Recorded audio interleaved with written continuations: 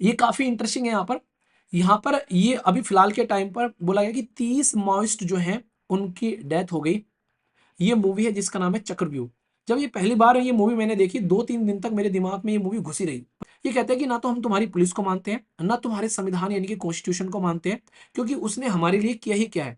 तो ये चीजें समझ सकते हैं। और ये फॉरेस्ट में रहकर अपना गुजर बसर कर रहे थे। हमारे देश के अंदर में ये आग उठती है एक पर्टिकुलर विलेज जिसका नाम है वेस्ट बंगाल के अंदर में नक्सलबारी विलेज। नक्सलबारी विलेज के अंदर से ये आग उठती है। और इसकी वजह से यहाँ पर इसका नाम हम लोग नॉर्मली इसको अलग अलग नाम से पुकारा जाता है। कोई लेफ्ट विंग एक्सट्रीमिज्म बोलता है, कोई यहाँ पर माओइज्म बोलता है। माओइस्ट जो माओइज्म उसकी थॉट से बोलते हैं कि ये प्रेरित है यहाँ पर, तो इसको अलग नाम से पुकारा जाता है। जैसे माओइस्ट बोलते हैं ग्लोबल लेवल पर। इनमें जहां जहां पर भी नक्सल अफेक्टेड एरिया है वहां पर इनके द्वारा बोला गया कि हम लोग समाधान लेकर आएंगे। ये काफी इंटरेस्टिंग है। यहाँ पर ये अभी फिलहाल के टाइम पर बोला गया कि 30 माओइस्ट जो हैं उनकी डेथ हो गई।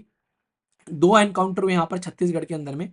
और यहाँ पर अभी फिलहाल के टाइम पर बहुत सारे लोगों को जो है वो एक तरीके से खत्म किया जा रहा है। आप लोगों को बता दूं, अमित शाह जो कि हमारे देश के होम मिनिस्टर हैं, उनके पास में रेस्पॉन्सिबिलिटी रहती है देश की सिक्योरिटी की। इसलिए सारी की सारी पैरामिलिट्री फोर्स जो है वो यहाँ पर हमारे देश के अंदर में होम मिनिस्टर के अंडर में रहती है।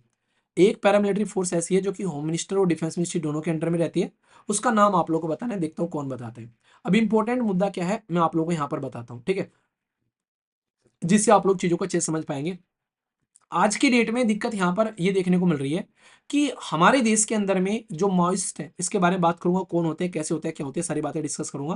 प्रॉब्लम ये निकल कर आती है कि हम लोग इनको किस तरीके से देखते हैं आज की डेट में, और ये समाज को किस तरीके से देखते हैं, और दोनों में डिफरेंस क्या है, वो चीजें आप लोगों को समझ में आएगी। इसके लिए मैं आप लोगों को एक मूवी रिकमेंड करूंगा। ये मूवी है जिसका नाम है चक्रव्यूह। जब ये पहली बार ये मूवी मैंने देखी, 2-3 दिन तक मेरे दिमाग में ये मूवी घुसी रही, मतलब निकली नहीं। मतलब ऐसा लगा, मैंने कहा यार ये तो बिल्कुल ही अलग चीज होगी। इसमें यहाँ पर ये आईपीएस ऑफिसर रहता है और यहाँ पर ये इसका दोस्त रहता है, ठीक है।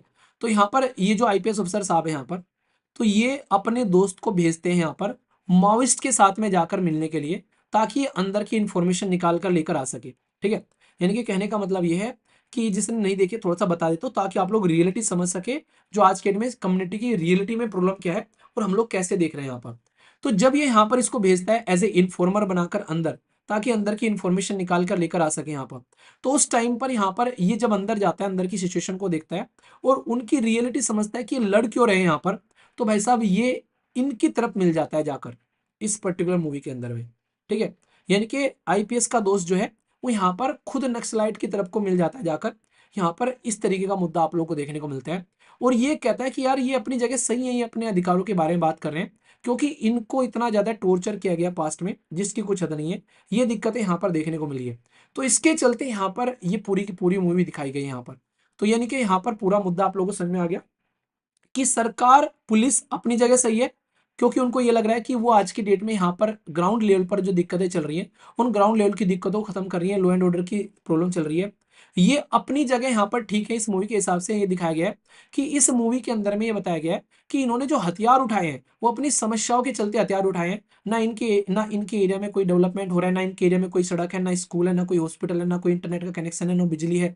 और वहां पर कोई भी कंपनी आती है, बड़ी बड़ी कंपनी, वो क्या करती है, वो ठाकर इनकी जमीन ले जाती है और वहां पर अपनी फैक्ट्री लगा देती है और इनको वहां से दूसरी जगह भगा देती है। तो इनकी साइड जो है वो यहाँ पर इनके द्वारा बताई गई यहाँ पर। तो यानी कि ये अपनी जगह सही लड़ रहे हैं और ये अपनी जगह सही लड़ रहे हैं। ये सबसे बड़ी दिक्कत यहाँ पर देखने को मिलती है, जिसके चलते सारी समस्या निकल कर आती है। तो ये रियलिटी है, ठीक है। पर प्रेजेंट सरकार क्या कह रही है, प्रेजेंट सरकार ये कह रही है कि तुम्हारी जो भी समस्या है तुम हमसे आके बात करो और हम तुम्हारी समस्या जो है उसका समाधान करेंगे। और तुम हमसे आके बात करोगे तो जो भी तुम्हारी समस्या है उसको हम लोग सुनेंगे। तुमको डेवलपमेंट कराना है तो हम लोग डेवलपमेंट भी करेंगे, पर लेकिन तुम हथियार छोड़ दो, और जो भी हथियार छोड़ेगा हमारी बात मानेगा, हम उसके लिए ऑल्टरनेटिव कुछ रोजगार का भी जुगाड़ करेंगे। तो सरकार यहाँ पर इस बात को कह रही है। तो ये इस बात को मानने के लिए तैयार नहीं है। ये कहते हैं कि ना तो हम तुम्हारी पुलिस को मानते हैं, ना तुम्हारे संविधान यानी कि कॉन्स्टिट्यूशन को मानते हैं, क्योंकि उसने हमारे लिए किया ही क्या है। तो ये चीजें समझ सकते हैं। और ये फॉरेस्ट में रहकर अपना गुजर बसर कर रहे थे। तो आज के डेट में दुनिया भर के जंगल काटे जाते हैं। आज की डेट में दुनिया भर की फैक्ट्रीज, रास्ते बनाए जा रहे हैं सड़कों को, जंगलों को काट काट कर। तो वो चीजें आप लोगों को देखने को मिलेगी।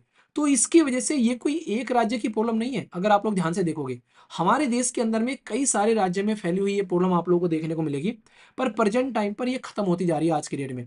अगर आप लोग देखोगे यहाँ पर बिहार, इसी के साथ में इधर आओगे तो आप लोग बेसिकली बिहार के नीचे थोड़ा सा आओगे, यहाँ पर वेस्ट बंगाल भी देखने को मिलेगा, झारखंड, छत्तीसगढ़, इसी के साथ में आंध्र प्रदेश, तेलंगाना, इधर भी आ जाओ कर्नाटका साइड में, तमिलनाडु, केरला। तो मतलब बहुत सारे स्टेट में आप लोगों को यहाँ पर ये समस्या अब तक देखने को मिलती थी। पर लेकिन प्रेजेंट टाइम पर जो प्रेजेंट गवर्नमेंट है, वो यहाँ पर बिल्कुल इनको एक तरीके से अलग ही तरीके से ट्रीट कर रही है। और अमित शाह जी के द्वारा तो ये बोल दिया गया है कि आने वाले टाइम के अंदर में बिल्कुल नक्सल अफेक्टेड फ्री स्टेट बना देंगे हम लोग अपने इन एरिया को। तो इसकी वजह से यहाँ पर ये समस्या निकल कर आ रही है। और रेगुलरली जो आप लोगों को देखने को मिल रहे हैं, कभी 50 की जान चलेगी, कभी 30 की जान चलेगी, ये रेगुलरली आप लोगों को देखने को मिलेगा हमारे देश के अंदर में जो सिक्योरिटी फोर्स है। तो सिक्योरिटी फोर्स यहाँ पर ये काम करती हुई नजर आ रही है स्टेट के साथ में मिलकर, कि माओइस्ट को यहाँ पर हटा रही है। अभी सरकार क्या बोल रही है? सरकार ये कह रही है कि आज की डेट में समस्या ये है कि जो माओइस्ट हैं वो अपनी इच्छा से माओइस्ट नहीं बन रहे हैं। कई बार तो जबरदस्ती गरीब लोगों को डराकर धमकाकर माओइस्ट बनाया जा रहा है। दूसरा, बाहर से कई बार सप्लाई होती है, चाइना चाइना की साइड से भी कई बार सप्लाई देखने को मिलती है आउटसाइड स्टेट से। वो यहाँ पर चीजों को कंट्रोल करना चाह रहे हैं, यहाँ पर हमारे देश की सिक्योरिटी को हर्ट करना चाह रहे हैं। तो ये समस्या आप लोगों को देखने को मिलेगी। तो वो उस तरीके से चीजों को समझा रहे हैं। मतलब हमारे देश के अंदर में जो दोनों ही अपनी जगह अपनी अपनी बातें रख रहे हैं, तो इसलिए ये काफी कॉम्प्लिकेटेड मुद्दा है। इस मूवी का एक गाना बड़ा पसंद है मुझे, महंगाई की महामारी ने हमारा भट्टा बैठा दिया, चले गरीबी हटाने गरीबों को हटा दिया। तो ये गाना है, इसी मूवी का गाना है, यहाँ पर ये अभय देओल का गाना है। ये जब गाना आता है, अब आप लोगों को मैं इसकी जड़ में लेकर चलता हूँ। ये तो थी अब तक की सिचुएशन। अब मैं आप लोगों को इसकी जड़ में लेकर चलूंगा, जहां से आप लोग चीजों को एग्जैक्टली समझ पाओगे। ये तो थी नॉर्मल स्टोरी। हमारे देश के अंदर में कहाँ से उठी ये आग, जो आज के दिन में आप लोगों को यहाँ पर देखने को मिलती है? हमारे देश के अंदर में ये आग उठती है एक पर्टिकुलर विलेज जिसका नाम है वेस्ट बंगाल के अंदर में नक्सलबारी विलेज। नक्सलबारी विलेज के अंदर से ये आग उठती है। और इसकी वजह से यहाँ पर इसका नाम हम लोग नॉर्मली इसको अलग अलग नाम से पुकारा जाता है। कोई लेफ्ट विंग एक्सट्रीमिज्म बोलता है, कोई यहाँ पर माओइज्म बोलता है। माओइस्ट जो माओइज्म उसकी थॉट से बोलते हैं कि ये प्रेरित है यहाँ पर, तो इसको अलग नाम से पुकारा जाता है। जैसे माओइस्ट बोलते हैं ग्लोबल लेवल पर इसी आइडियोलॉजी को, जो कि सरकार को नहीं मानते हैं। वो मानते हैं कि सरकार को उठाकर फेंक दो। ये मानते हैं कि ओवरथ्रो कर दो जो डेमोक्रेटिक स्टेट है उसकी स्ट्रक्चर को, और अपने हाथ में पावर ले लो, सारी जनता के हाथ में पावर होनी चाहिए। तो ये न्यू डेमोक्रेटिक रिवॉल्यूशन बोला जाता है इनके द्वारा कि हम लोग स्टेब्लिश करेंगे। तो उस तरीके से चीजों को देखकर चलते हैं। तो नक्सलबारी विलेज के बारे में आप लोग थोड़ा ध्यान रखना, यहाँ से ये चीजें निकल कर आती है। नॉर्मली अगर देखोगे तो यहाँ पर इनका जो तरीका है वो हथियारों के बेस पर, मास मोबिलाइजेशन के बेस पर अपनी चीजों को यहाँ पर लेकर चलते हैं। और हमारे देश के अंदर में दो लीडर थे जिनके द्वारा इस चीज को काफी अच्छे से लेकर चला गया। ये था कनु सान्याल और इसी के साथ में जगन संथाल। इनके द्वारा यहाँ पर नक्सलबारी विलेज के अंदर में ये इंसिडेंट देखने को मिला। इन्होंने यहाँ पर ये जो इंसिडेंट हुआ 1967 में, जो वहाँ के जो बेसिकली लोकल जमींदार थे, खासकर जो सिस्टम को कंट्रोल किए हुए थे, उनके खिलाफ आवाज उठाई इन्होंने यहाँ पर। और जिसकी वजह से यहाँ पर ये पूरा सिचुएशन हुआ, उनको मारा गया, उनसे अपनी जमीन अपने हक छीने गए यहाँ पर। और फिर यहाँ पर ये पूरा का पूरा एक मूवमेंट बन गया। सबसे इंपॉर्टेंट बात ध्यान रखना, देश आजाद हो गया था 1947 में, पर लेकिन यहाँ पर मैं बात कर रहा हूँ 1967 की। यानी कि देश के आजाद होने के 20 साल बाद हमारे देश के अंदर में ये नई समस्या जन्मी थी, जिसको लेकर यहाँ पर कोई बात नहीं कर रहा था।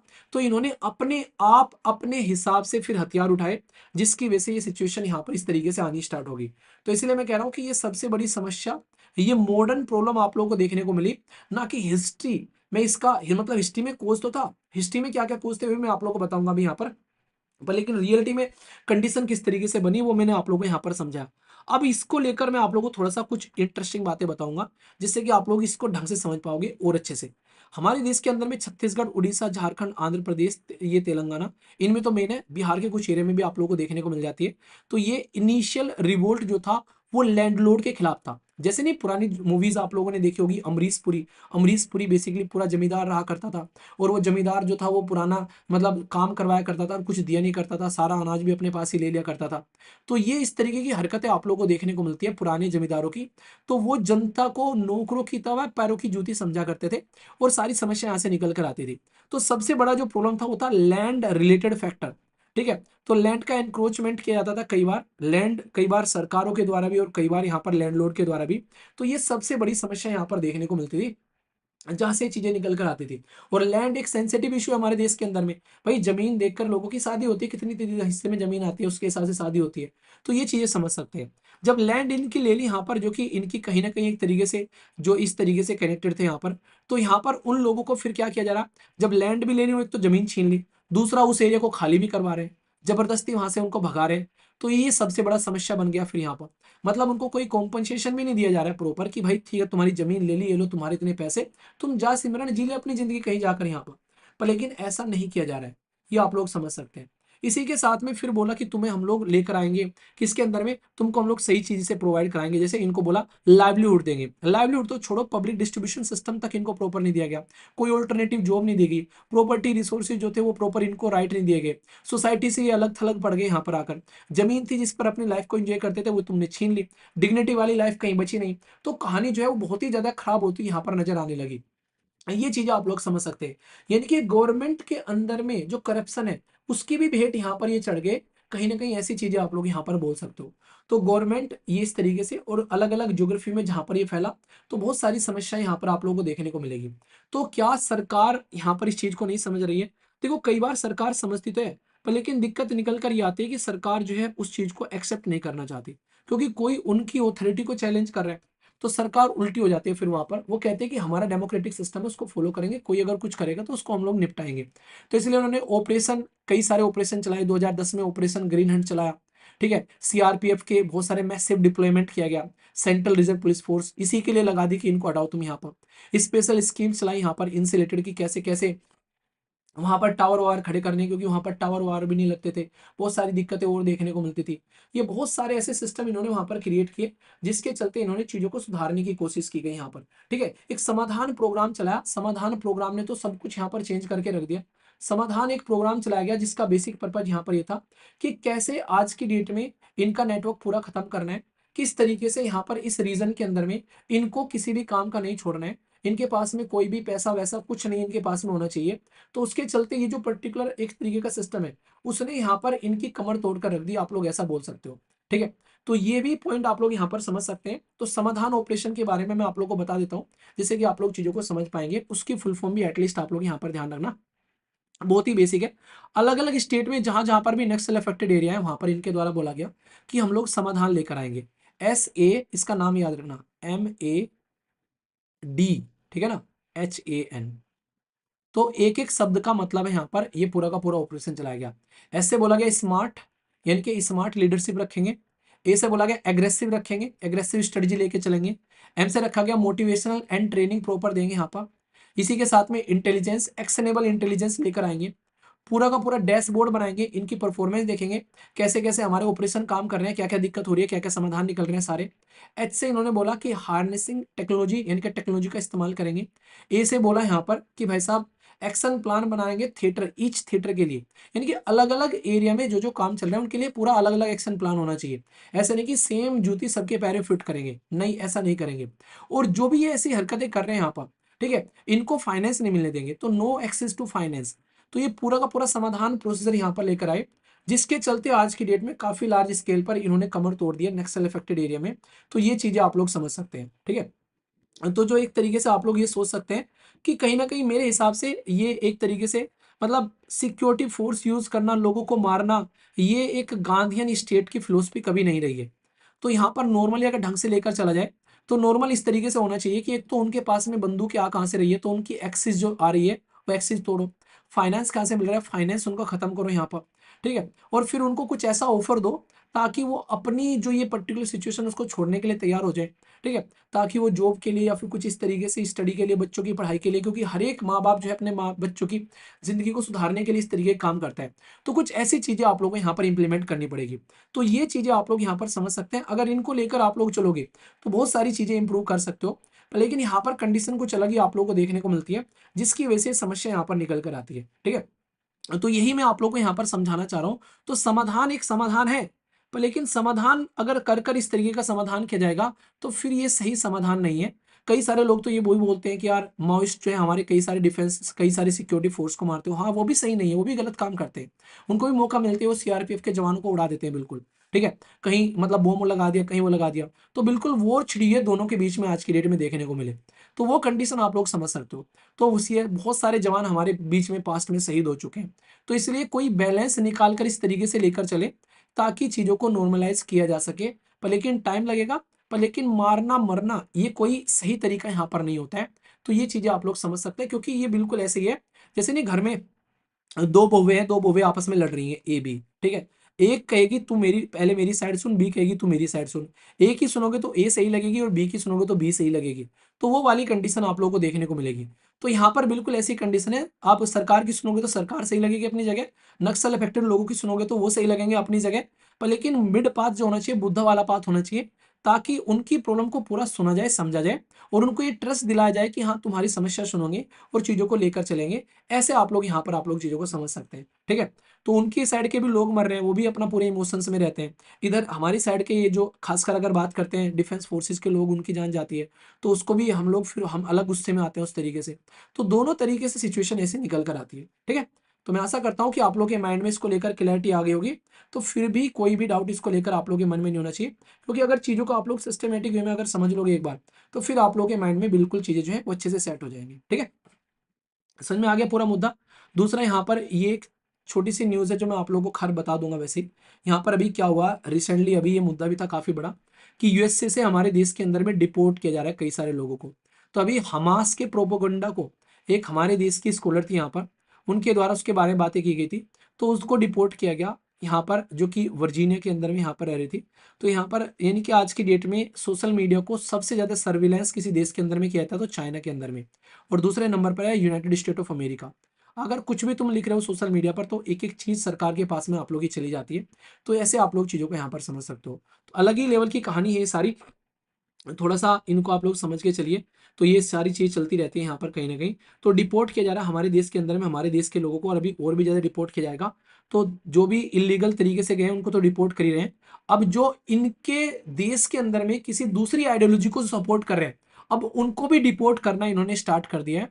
तो ये क्वेश्चन मार्क लगा रहे रियलिटी में कि चीज़ों को किस तरीके से आप लोग लेकर चल रहे हो। अब तक तो ठीक है, तुम उन लोगों को डिपोर्ट कर रहे थे, वापस भेज रहे थे जो कि तुम्हारे लिए कुछ गलत कर रहे थे, तुमको लग रहा था कि यार ये गलत इस तरीके से काम कर रहे हैं। अब तुम उन लोगों को भी डिपोर्ट कर रहे हो जो कि बकायदा लीगल सिस्टम के थ्रू गए हुए हैं, पर लेकिन तुम्हारी आइडियोलॉजी के साथ में उनकी आइडियोलॉजी नहीं मिल रही है, तो तुम उनको भी डिपोर्ट कर रहे हो आपसे। तो ये वाला सिस्टम थोड़ा सा नेगेटिव नजर आ रहा है, जिसको आप लोगों को यहाँ पर समझना पड़ेगा, ठीक है। तो मैं आशा करता हूँ कि आप लोगों के माइंड में इसको लेकर क्लैरिटी आ गई होगी। तो ये वाला थोड़ा सा एक नेक्स्ट लेवल की बकायदी आप लोग बोल सकते हो, जो कि प्रेजेंट टाइम पर आप लोगों को यूनाइटेड स्टेट ऑफ अमेरिका की यहाँ पर देखने को मिल रही है। जो कि पर्सनली मैं बोलूँ तो मतलब मुझे थोड़ा सा इरिटेटिंग लग रही है कि कहीं ना कहीं यार ठीक है, तुम्हारी वो चीज़ चल रही थी, तुम उसके लिए काम कर रहे हो, पर अब तो तुम अलग ही लेवल पर जाकर खिलाड़ी बनते जा रहे हो यहाँ पर, ठीक है।